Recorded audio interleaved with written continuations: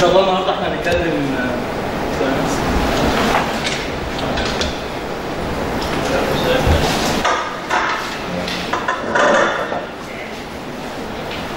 ان شاء الله احنا النهارده هنتكلم عن HTML5. في البدايه هنتكلم عن ايه HTML5، بعد كده هنشوف ايه الثريدز اللي موجوده بسبب HTML5، وبعد كده في الاخر هنتكلم ايه الكاونتر ميجرز اللي ممكن تتبعها عشان نقلل الريسك بتاعت الثريدز دي. HTML5 دوت اللي هو نيكست ستاندرد من HTML دوت كانت من خلال مجموعه من الجروبز من الاندفيدوالز عملوا كوميونتي اسمها وات دبليو جي. الكوميونتي دي هي بدات تطوير HTML اصلا من سنه 2004، ومن 2009 قدمت لنا HTML5 حتى الان. هم كل شويه زودوا فيتشرز وقالوا لنا فيتشرز وحاجات زي كده. بالنسبه للكومبوننتس بتاعت HTML5، HTML5 ضافت حاجات كتيره جدا بالنسبه للبراوزنج عموما. ضافت جوائز جديده زي جي لوكيشن انك تقدر تحدد اماكن الناس وكده، وضافت حاجات زي ويب سيكوال وسيكوال ويب ستورج وحاجات زي كده، حاجات هنتكلم فيها بعدين وهنشوف ايه مشكلتها. اول حاجه هنتكلم عليها النهارده الويب ستورج. زمان البراوزرز لما كانت تحب تيجي تسيب داتا ما كانش لها غير مكان واحد ممكن تسيب فيه الداتا، المكان ده كان اللي هو بس كان في مشكله في الكوكيز دي انها كانت ليميتد في السايز، كان اخره انه يقدر يسيب 4 كيلو بايت بس كلها، فبالتالي ما كانش ده حل لكل برنامج تسيب داتا. تاني مشكله ان كان الكوكي لازم تتباع مع كل ريكوست رايح جاي للسيرفر، فبالتالي لو انا عايز اسيب داتا في البراوزر ومش عايز ترجع لي تاني ما ينفعش امنعها لان هتيجي مع كل. تمام. اللوكال ستورج الويب ستورج في HTML5 حلت مشكله زي كده، بس ومنها نوعين، نوع لوكال ستورج ونوع تاني اسمه سيشن ستورج. الفرق ما بين الاثنين ان اللوكال ستورج ان السيشن ستورج بتشتغل بيها وبتسيب الداتا بتاعتك، بس اول ما تقفل السيشن او تقفل البراوزر الداتا دي خلاص تصلها بس. اما اللوكال ستورج البراوزر بيسيبها عنده وتقدر لما تفتح البراوزر في اي وقت الداتا دي موجوده. تمام. لو في عندنا مشكله زي بروسيس سكريبتنج موجوده في الويب ابلكيشن نقدر نجيب كل الداتا اللي موجوده في الويب ستورج دي. هنشوف ازاي بقى. الميثود بتاعت الويب ستورج اللي لو احنا عايزين نسيب داتا هنكتب يا لوكال ستورج او سيشن ستورج حسب النوع اللي احنا محتاجينه، وسيت ايتم بتاخد منك كي وفاليو. ولو هنكستراكت الداتا يبقى جيت ايتم، ولو هنريموف الداتا يبقى ريموف ايتمز. ايه المشاكل بقى بتاعت الويب ستورج اللي بتقابلنا؟ اول حاجه طبعا لو انت بتسيب فيها سنسيتيف انفورميشن كل من خلال كورسات سكريبتنج يونيفرستي او حد ليه فيزيكال اكسس على المكنه نفسها هيقدر يشوف كل ده. تاني مشكله لو في بعض الديفلوبرز بيحط فيها سيشن الفاير بتاعت الويب ابلكيشن، فبالتالي زي ما احنا قلنا لو في بروسيس سكريبتنج اي حد يقدر الاتاكر يقدر يجيب الفاير ويهاجك السيشن بتاعته. في حاجه كمان اللي هي بريزيستنت اتاك فيكتور، يعني دي معناها ان الاتاكر دلوقتي بقى في مكان هو ممكن يبقى انترست فيه انه يعين البيلود بتاعته فيه. يعني زي لو انت عندك بروسيس سكريبتنج، الستور بروسيس سكريبتنج لو كلنا احنا عارفينها ان انت بتحاول تسيب الداتا في مكان كل شويه البراوزر او السيشن بتروح تطلبها وترجعها تاني لليوزر او للفيكتيم بتاعك. فدوت ممكن يبقى مكان جدا الاتاكر يبدا يفكر ان هو يحط فيه الداتا او البيلود بتاعته في البراوزر بتاع اليوزر، وكل ما البراوزر اليوزر يجي يستخدم الويب ابلكيشن ينفذ الاتاك بتاعه. دوت السكريبت دوت احنا بنستخدمه لو احنا عايزين دلوقتي لو احنا عندنا ويب ابلكيشن وفولنربل للبروسيس سكريبشن. باستخدام السكريبت دوت نقدر نريتريف كل الداتا اللي موجوده في اللوكال ستورج او في السيشن ستورج. فكرتها ببساطه ان هو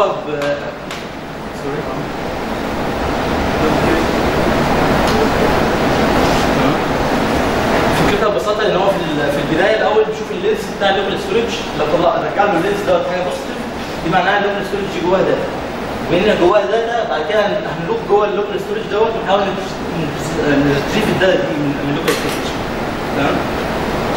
بالنسبه للديمو بقى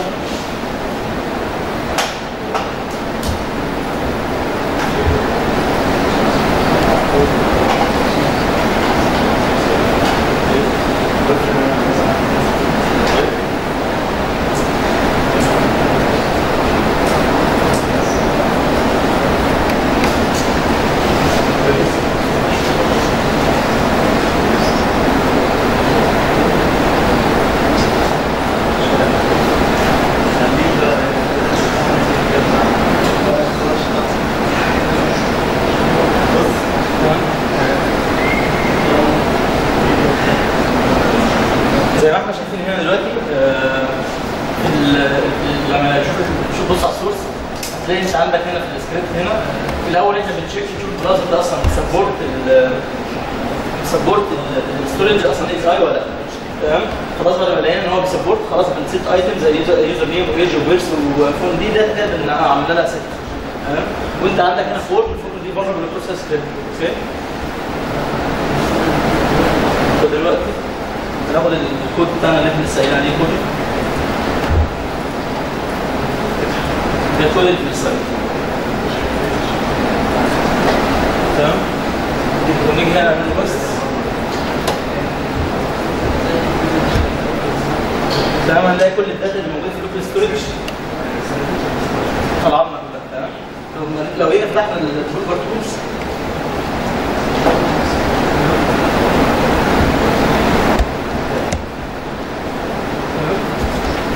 بنبص على الريسورسز ونيجي نخش هنا على اللوكال ستورج نلاقي كل الداتا بتاعتنا متخزنه فين؟ في اللوكال ستورج.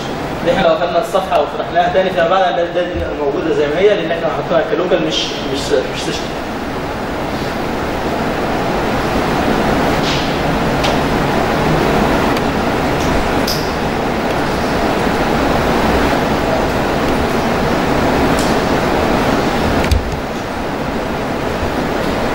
ايه الكاونت ميجرز اللي ممكن نتبعها عشان نقلل الريسك في حاجه زي كده؟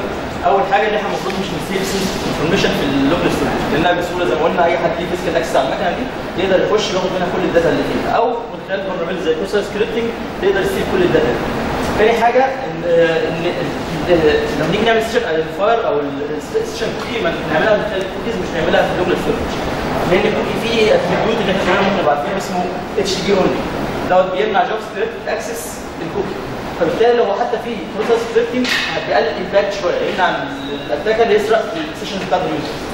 لكن اللوكال ستورج ما فيهاش حاجه زي كده فبالتالي لو اليوزر الاتاكر لها بروسيس سكريبتنج هيقدر يجيب كل الداتا.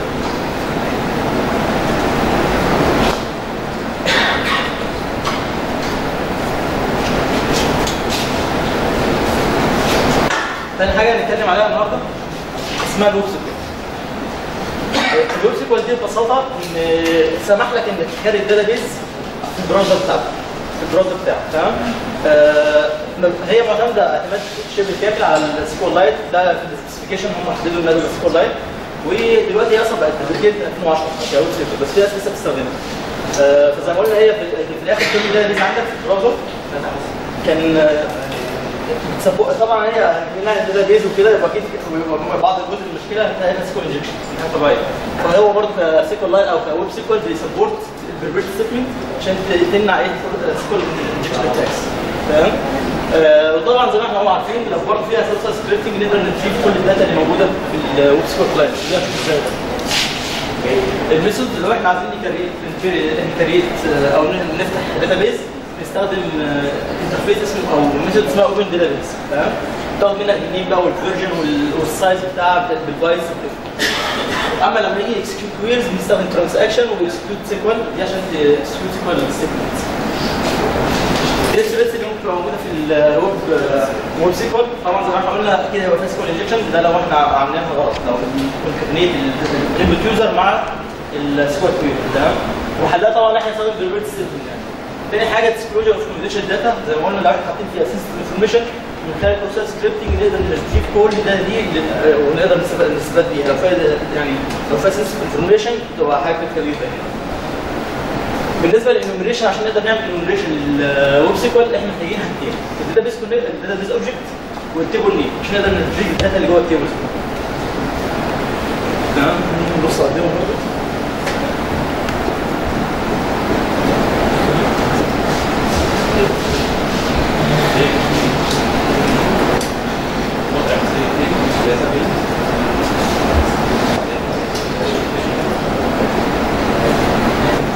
لما نيجي نبص على السورس مع بعض نلاقي في الاول احنا فتحنا داتابيز او كريتنا داتابيز اسمها يوزر داتابيز. تمام. وبعد كده كريتنا تيبل اسمه يوزرز وحطينا فيه شويه داتابيز. ماشي. وهنا برضه زي ما قلنا في هنا فورم فيها بروسيس اتاك. تمام.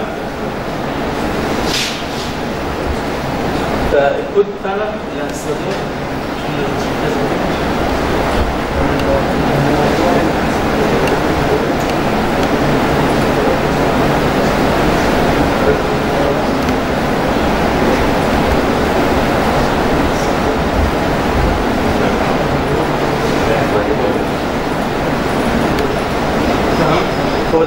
بنستخدمه عشان نضيف الداتا من ويب سيكوال. اول حاجه في الاول احنا عايزين نعرف ايه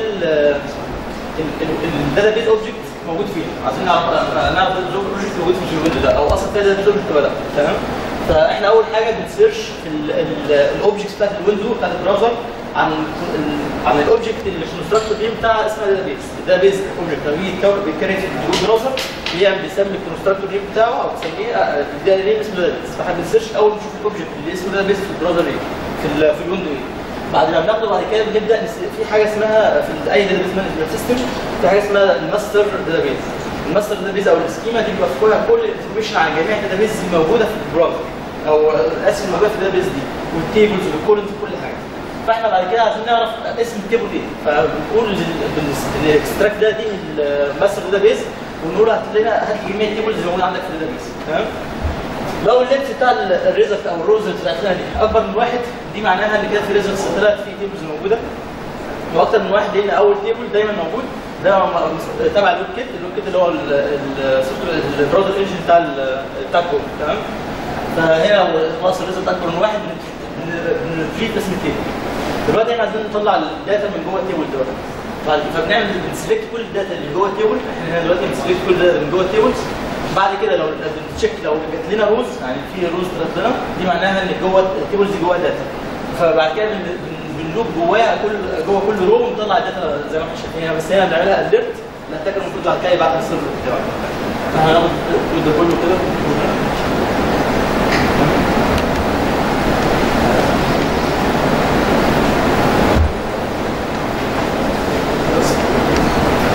زي ما احنا عشان هنا التيبل نيم طلع وكل الداتا اللي موجوده في الداتا بيز بتاعتي.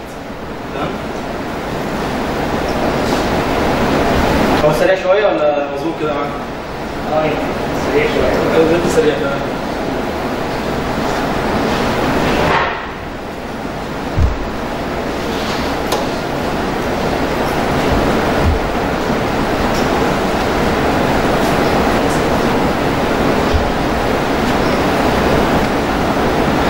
اللي ممكن نتابعها من حاجه زي كده.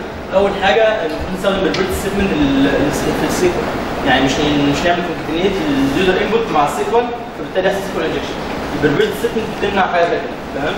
تاني حاجه ما ينفعش نخزن برضه سنسيتيف انفورميشن في الويب ستورج او ويب سيكوال، لان ببساطه نخزن زي ما احنا شفنا بروسيس سكريبتنج نقدر نطلع كل الداتا من الويب سيكوال. اخر حاجه نقدر ممكن نعمل اوتبوت انكودنج، يعني لو الديفلوبر كان مصمم ياخد داتا من الويب سيكوال ويرجعها تاني لليوزر، فبالتالي الاتاكر ممكن ينجكت البيانات بتاعته في كسيكوال او كداتا في الداتا بيز، ولما تتعرض عند اليوزر الثاني يحصل بروسيس سكريبتنج. ثالث حاجه هنتكلم عليها النهارده اسمها اوف لاين ويب ابلكيشن. دي فيتشر HTML5 بتقدمها انك انت تعمل حاجه اسمها اوف لاين براوزنج. اوف لاين براوزنج انك انت تاخد الابلكيشن بتاعتك تاخد منه كاش عندك في البراوزر، فبالتالي كل ما تيجي تفتح الابلكيشن دوت يجيب لك النسخه اللي عندك الكاش عندك مش النسخه اللايف اهو. تمام. بنعمل حاجه كده من خلال اتريبيوت اسمه مانيفيست. المانيفيست ده بتديله اسم الفايل اللي انت عايز ياخد منه الداتا بتاعت الكاش. يبقى هنا فايل بنسميه مثلا جيت كاش دوت مانيفيست. الفايل ده انت المفروض بتكريته عندك في الروت دايركتوري، وفي الداتا انت بتقول والله انا عايز ايه اللي يتسيب او ايه اللي يحصل له كاش في البراوزر وايه اللي ما يحصلوش كاش. والاستراكشر بتاعه زي ما احنا شايفين هنا. تمام. اول سيكشن اللي هو 3 سيكشن. اول سيكشن كاش مانيفيست ده بتقول والله كاش مانيفيست دي بتعرف البراوزر الريسورسز دي او الفايلز دي انت تقدر تسيبها عندك وتقدر تاخد منها كاش. تمام. والجزء الثاني اللي هو النتورك دوت تقول له الفايلز دي او الحاجات اللي موجوده في جزء النتورك دوت انت ما ينفعش تاكسسها. انت عايز تاكسسها يبقى تاكسسها اونلاين، لازم انت كونكت بالنتورك، ما ينفعش تاكسسها ايه بالكاش. اخر حاجه الفول باك. لو ما قدرتش بقى توصل تفتح الابلكيشن خلاص من خلال الكاش، روح على الصفحه دي ايا كان الصفحه اللي انت عايز توجهه ليها. تمام. في مشكله هنا ان البراوزرز اي حد اي ويب ابلكيشن يقدر يعمل كاش من غير ما يبلغ اليوزر والله انت عايز اكيش الابلكيشن ده عندك ولا لا. البراوزرز ما بتسالش. تمام. فدي مشكله في ايه؟ ان انت لو انت عندك مثلا كاش صفحه من كاش عاديه من HTTP كاش طبيعي، انت لو دوست فريش الصفحه بيحصل لها ايه؟ ابديت. الابلكيشن كاش لا مش كده. انت عشان تشيل الكاش دوت انت لازم تريموف الكاش او تريموف الهيستوري كل اللي موجود عندك. لكن مش بالريفرش مش هينفع ايه يتشال. مشاكل حاجه زي كده، حاجه زي الكاش بوليسنج دي من احنا او دي من المشكله الاساسيه في الابلكيشن كاش. فعلى سبيل المثال مثلا لو في الفيكتيم بتاعنا موجود في انترست نتورك، تمام؟ والنتورك دي الاتاكر بيتحكم فيها، ماشي؟ ففي الاول مثلا لو هو يفتح البراوزر اي صفحه، يفتح اي ويب ابلكيشن عادي، الويب ابلكيشن بيروح بيطلب مثلا سي دومين دوت كوم، هو راح الدومين دوت كوم طلب منه الريكوست بتاعه او طلب الريسورس بتاعته، والريبلاي جاي. والريبلاي جاي الاتاكر في النص بينجكت الويب سايت اللي انا مثلا بتارجته، ماشي؟ هو نفترض هنا اللي هو ايه؟ فايل بوكس، تمام؟ فانا بانجكت اي فريم فيها اليو ار ال بتاع الفايل بوكس دوت، تمام؟ خلاص انا جات لي فراح الصفحه راجعه للاتاكر الفيكتيم الثاني فيها ايه؟ الويب سايت اللي هو طلبه، وفي اي فريم هيدن مش باين في الفايل بوكس اليو ار ال. فالاي فريم يعمل ايه؟ يروح يطلب في البراوزر الاي فريم يروح يطلب ايه؟ فايل بوكس دوت كوم، يبعت اليو ار ال الثاني، يعني عايز ريكوست عشان ينزله في الاي فريم اللي هي المفروض هنا، تمام؟ يجي الاتاكر هنا ايه؟ ما يبعتش الريكوست دوت، يوقفه عنده على النتورك ويرد عليه هو بنسخه فيك من الابلكيشن، والنسخه دي حاطط فيها ايه؟ مانيفست اتريبيوت، فبالتالي بيكايش عنده فين؟ على البراوزر، تمام؟ الاتاكر الفيكتور خلاص مشي وروح بيته كده وقاعد في النتورك تراست بالنسبه له، فراح يخش على الفايل بوكس اللي هو اليو ار ال دوت، هو اللي داخل عليه دلوقتي، هو اللي يخش عليه. ايه اللي يحصل للبراوزر؟ هو عنده نسخه كاش فترجع له، هو مش هيقدر يفرق بين الاثنين خالص، لان هي الاتاكر ممكن يبقى هو واخد فعلا نفس الويب ابلكيشن بس مغير مثلا في لما يجي يدوس لوجن الكريدنشالز تروح على الاتاكر ويب سيرفر مش على السيرفر نفسه. فدلوقتي هو ده دلوقتي دخل الكريدنشالز بتاعته راحت على الاتاكر وما راحتش للسيرفر، وطبعا من خلال جافا سكريبت كود ممكن الاتاكر يعمل له ريدايركت تاني للسيرفر هو مش يحس باي حاجه. خامس حاجه هنتكلم عليها النهارده حاجه اسمها كروس اوريجن ريسورس شيرنج. في الحد الاول كنا سمعنا عن حاجه اسمها اس او بي او سيم اوريجن بوليسي. سيم اوريجن بوليسي دي في البراوزر بتحدد او بتحكم لو انت عندك وان اوريجن اللي هو دومين يعني عايز تكلم اوريجن تاني، ان السيم اوريجن بوليسي بتمنعه انه يتكلم معاك، تمام؟ كان بيحدد ازاي ان هو مسموح ان يكلمه او مش يكلمه او دوت سيم اوريجن او ديفرنت اوريجن من خلال الثلاث حاجات. يا البروتوكول اللي بيستخدمه، يعني لو انت بتستخدم اتش تي بي 127.0.0.1 لو بتتكلم اتش تي بي اس 27.0.0.1 هيرفض لان هو بالنسبه له دوت ديفرنت اوريجن، او من خلال اليو ار ال نفسه او الدومين نفسه مختلف، او ثالث حاجه البورت، لو البورت نفسه مختلف برضه هو يعتبر دوت ديفرنت اوريجن. فكان البراوزر زمان بيمنع حاجات زي كده، يمنع دومين ايه يبعت اكس اتش ار ريكوست مثلا لدومين بي لان هم ديفرنت اوريجن. الكروس وبعد كده عملوا حاجه اسمها بوليسي كده اسمها كروس اوريجن ريسورس شيرنج. البوليسي دي لا تسمح دومين ايه يكلم دومين بي عادي جدا، بس بشرط اللي هو فيه هيدر اتش بي هيدر اسمه اكس كنترول لا اوريجن دوت بتحدد فيه والله انا كسيرفر انا اسمح للسيرفرز دي او الدومينز دي هي اللي تكلمني، غير كده ما يكلمنيش، تمام؟ معظم الديفلوبرز او الادمنستريتور على الويب سيرفرز خلوها اسم، خلاص اي حد يتكلم اي حد، تمام؟ فطبعا دي كانت مشكلتها ان خلاص دلوقتي اي دومين هيقدر يستخدم الريسورس بتاعتك ويكلمها وما فيش ادنى مشكله بالنسبه له، تمام؟ فالثريتس بتاعتها مثلا زي ما احنا شايفين كده، اول حاجه انت ممكن مثلا تسكان الانترنت نتورك، انت كاتاكر اكسترنال تسكان الانترنت نتورك، ممكن تاكسس انترنال ويب سايتس وتشوف الريسورس بتاعتها، ودي بتسهل عمليه الاكسبلويتيشن لكروس سايت ريكوست فورجي بسهوله جدا، بحيث انك انت خلاص لو مثلا كان في مشكله مثلا انك اكسبلويت سي اس ار اف، لو انت هتبعت بوست ريكوست كانت بتبقى صعب انك تجرب حاجه زي كده. دلوقتي خلاص تعمل اكس اتش ار ريكوست او اكس بي اتش بي ريكوست، تحط في الداتا بتاعتك وتبعتها وهي توصل واليوزر مش هيحس باي حاجه ولا هيحصل له دايركت ولا هيحصل اي حاجه خالص، هو الكوماند بتاعك هيتنفذ، تمام؟ الكود دوت زي ما انت شايفين دوت الكود ده احنا بنستخدمه لو احنا عايزين نسكان انترنال نتورك واحنا اكسترنال، تمام؟ هو في البدايه زي ما احنا شايفين هو بيبعت اكس ام ال اتش بي ريكوست وبيديله اليو ار ال وهو بيشوف والله لو حصل ايرور يبقى في احتمالين، يعني البورد ده مقفول يا الهيدر دوت معمول فلتر صح، تمام؟ غير كده لو الهيدر معمول بالاسترس فهتلاقي ايه يرجع لك الفهم ده ابو ولا، تمام؟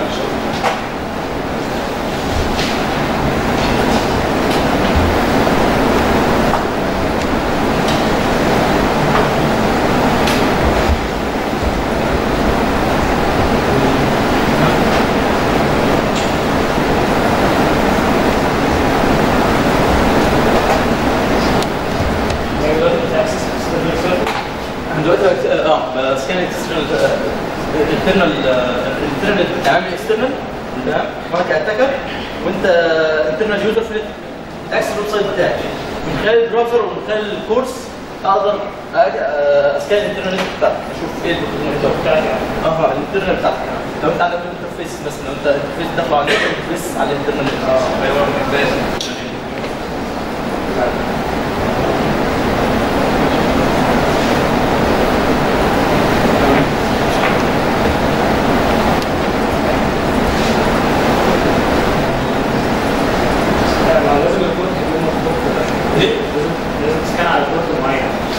لازم بورد معين وفي نفس الوقت زي ما قلنا الهيدر دوت يعني هحصل له مش كونفجريشن لو كونفجرت صح مش هتقدر تعملها هو مش عارف هو في ايه ممكن نجي كده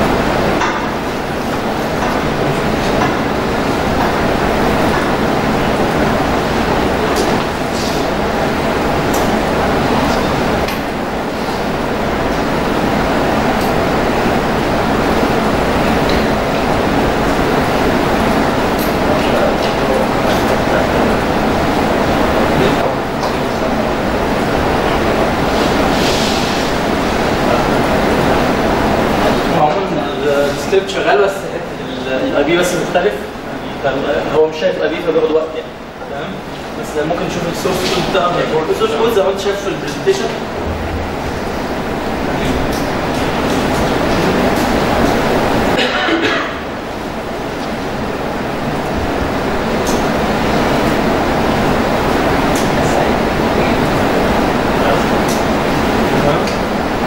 السورس كود زي ما انت شايف في البرزنتيشن هو بس بياخد اليو ار ال وبيبعت الريكوست لو رد عليه ايرور فيبقى دوت البورد ده مقفول يبقى البورد مقفول يا الهيدر نفسه معمول له كونفيجر صح لو رد عليه والكونفيجر في ميس كونفيجريشن هيقول لك البورد ده مفتوح السكيورتي اللي عليها وكام فيرجن اللي ممكن تتابعها اول حاجه لازم الكونفيجر الاكس كنترول اللي هو ورجن الهيدر دوت بشكل مظبوط ده عباره عن اعتبره زي الوايت ليستنج كده تقول والله انا هسمح اليمين كذا وكذا وكذا يستخدموا يشيل الريسورس بتاعتي غير كده لا وطبعا ما ينفعش نعمل له كونفيجريشن بريسترس دي معناها ان اي حد يقدر يستخدم الريسورس بتاعتي تمام ولو في نقدر نهايه سم فورم اوف اوثنتيكيشن كده الكورس نفسه بيبلغوا حاجه زي كده بيبلغوا اوثنتيكيشن فيعني الاوثنتيكيشن قبل ما حد يكلم الريسورس بتاعتي اعرف دوت فعلا هو اللي بيدعي ان هو دوت يبقى بابليك برايفت كيز يعني مثلا باي فورم ممكن يبقى برايفت كي في زي حاجه يعني باي طريقه من الطرق اللي ممكن تعمل بيها اوثنتيكيشن اللي الكورس نفسه سمحها جدا. اخر حاجه هنتكلم عليها النهارده حاجه اسمها الويب وركر. الويب وركر دي حاجه ببساطه بتسمح للجافا سكريبت انها تران في الباك جراوند. فزمان مثلا لو انت عندك جافا سكريبت بياخد بروسيسنج باور كبيره جدا وحاطه في الصفحه بتاعتك ممكن تلاقي بس الصفحه بتاعتك بيحصل لها فريزنج شويه كده لغايه ما الجافا سكريبت اكسكيوشن يتم وبعد كده تكمل عرض الصفحه. الويب وركر زي ما قلنا بتسمح انك تشغل جافا سكريبت في الباك جراوند ولما يخلص يبعت لك حاجه زي انتربشن كده يقول لك الداتا بتاعتي اهي بتاعت الاكسكيوشن وبعد كده تقدر تعمل لها بروسيسنج تمام. انت ممكن تفكر فيها كده زي الثريدنج في اي بروجرامينج لانجوج يعني اللي هو بيفتح كذا ثريد بالجافا سكريبت. انت لما تبقى عايز تكريت اي ويب وركر بتكتب نيو وركر وفي الاخر بتديله اسم الجافا سكريبت اللي انت عايز يرن في البروجرام.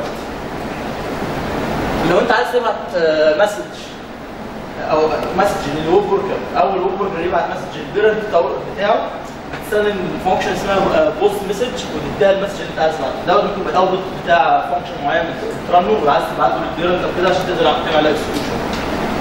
اخر حاجه لو انت جات لك الداتا دلوقتي خلاص الويب وركر بعت الداتا انت عايز تعمل لها هاندلنج تستخدم فانكشن ايفنت اسمه اون مسج دوت تريجر اول ما يجي له مسج بيحصل تريجر ويرن الفانكشن اللي انت عامل له اساين. لو هترمينيتها يبقى اسم الوركر اوبجكت وتعمل ترمينيت. ايه المشاكل في الويب وركر؟ الويب وركر بحد ذاتها زي ما قلنا دي يعني حاجه لذيذه جدا وميزه عظيمه جدا. بس من احدى مشاكلها ان انا كاتاكر ممكن استغل البراوزر بتاعك انه يرن تاسكس ويرن جافا سكريبت كود وانت مش حاسس بيها. يعني ممكن اعمل بيها يعني فور مثلا ان انا سيرفيس اتاك اخلي البراوزر بتاعك يفتح اكس شار ريكوست على ويب سايت كتير وانت مش حاسس بيها ولا شايف عنها اي حاجه. تمام؟ الديمو بتاع بس الرب يبقى فيه انترنت كويس. احنا هنكراك الهاشز من خلال الويب ورك. في شركه اسمها اند لابس عملت تول اسمها ريفن.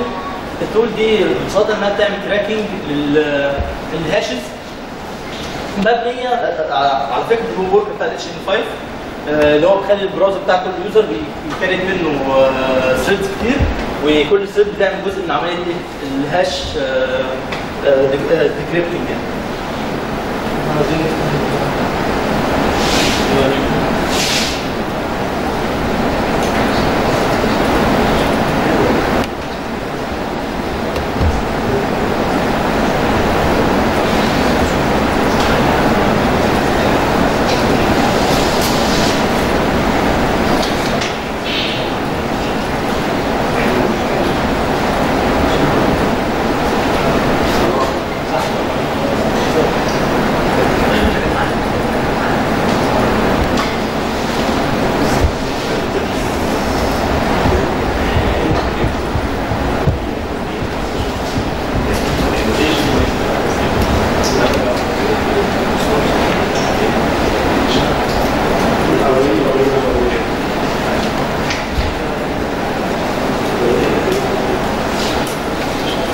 لو احنا شايفين ادي التول اهيت انت بتسبمت الهاش هنا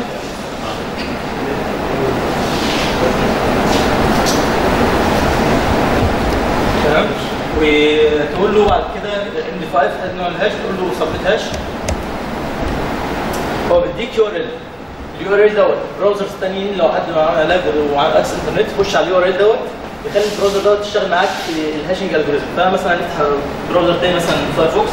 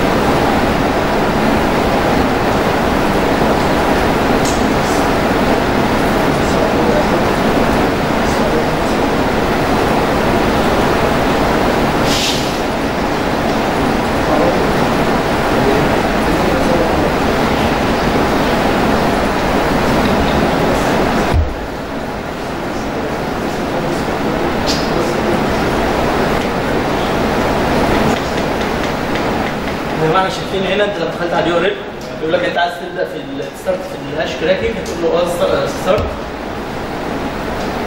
فانت هتلاقيه كل شويه بيحاول بقى يبعت بيعمل شغال في البروسيسنج بتاعت الكراكنج.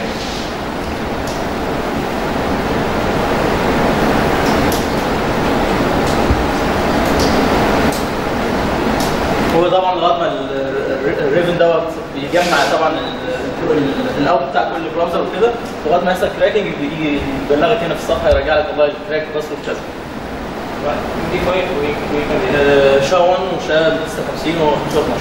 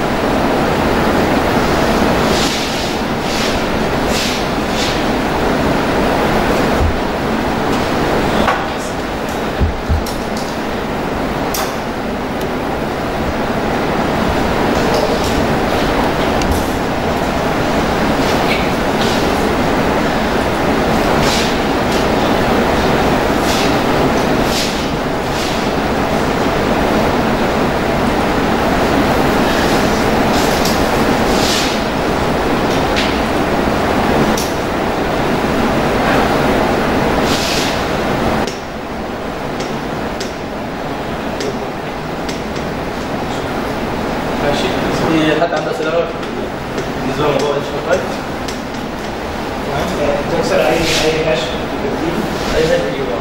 بس طبعا كل ما يبقى البيوتيز معاك اكتر او الكونتريبيوت في الكراك اكتر كل ما يجي اسهل.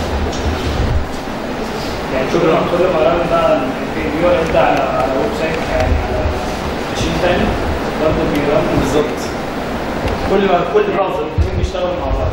اه حتى لو بعد كده بس لازم يبقى ديفرنت براوزر. مش تفرق. هي كل البراوزر دي كله بيوفر.